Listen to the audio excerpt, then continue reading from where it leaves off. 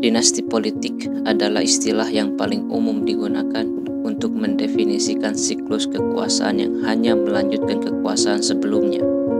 Beragam istilah yang dapat digunakan, mulai dari dinasti politik, politik dinasti, politik kekerabatan, keluarga politik, dan politik klan, yang kesemuanya menggambarkan keikutsertaan keluarga dalam arena politik. Munculnya fenomena dinasti politik ditandai dengan keikutsertaan suami, istri, anak, dan kerabat lainnya dari petahana dalam kancah politik, baik itu pemilihan kepala daerah, pemilihan legislatif, atau penempatan jabatan-jabatan penting lainnya. Semakin menguatnya dinasti politik yang mengindikasikan gejala apa yang disebut sebagai neopatrimonialistik, yaitu raja-raja kecil di daerah semakin memperluas kekuasaan politiknya melalui jaringan kekerabatan. Sebagaimana disinggung di awal, banyak istilah yang digunakan untuk politik dinasti, bahwa dinasti politik adalah upaya pelanggengan kekuasaan dengan mengikutsertakan anggota keluarga untuk menempati jabatan politik yang sama ataupun berbeda.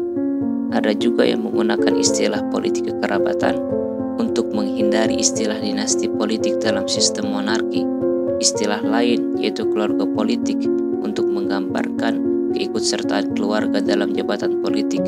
Ada juga keluarga politik terjadi karena adanya perkawinan atau hubungan darah dalam dua generasi kandidat pejabat politik.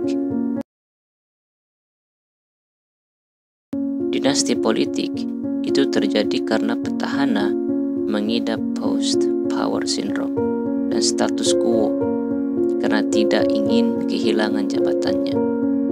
Hal ini dilakukan sebagai upaya menutupi borok selama periode kepemimpinan petahana, sehingga jika orang lain yang terpilih, maka borok tersebut bisa terbuka.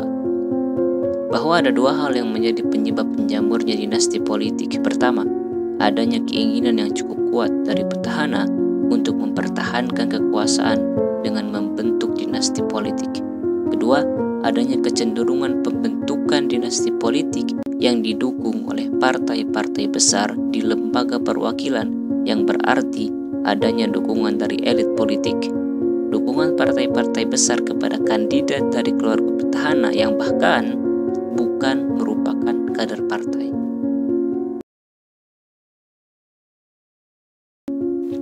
Dinasti politik adalah sesuatu yang tidak bisa dihindari di negara demokrasi seperti Indonesia. Pertama, bagi pihak yang optimis bahwa dinasti politik tidak akan merusak sendi-sendi demokrasi, mereka merasa bahwa semua warga negara berhak terlibat dalam proses politik. Bukan suatu kesalahan jika ada keluarga politisi yang juga ingin terlibat dalam arena politik, dan bukan kesalahannya juga jika terpilih dan berhasil menduduki jabatan publik, karena bagaimanapun yang menang adalah mereka yang mampu memanfaatkan sumber daya politik dan modal serta figur sang calon, bukan karena keluarganya adalah petahana, namun karena kinerja elektoral partai yang baik. Kedua, bagi pihak yang merasa dan berpandangan bahwa dinasti politik merupakan ancaman bagi demokrasi karena akan berpengaruh pada kesempatan yang lain untuk menjabat sebagai kepala daerah ataupun menjadi seorang presiden. Bijaklah dalam memilih. Cukup sekian untuk video kali ini. Sampai jumpa di lain video.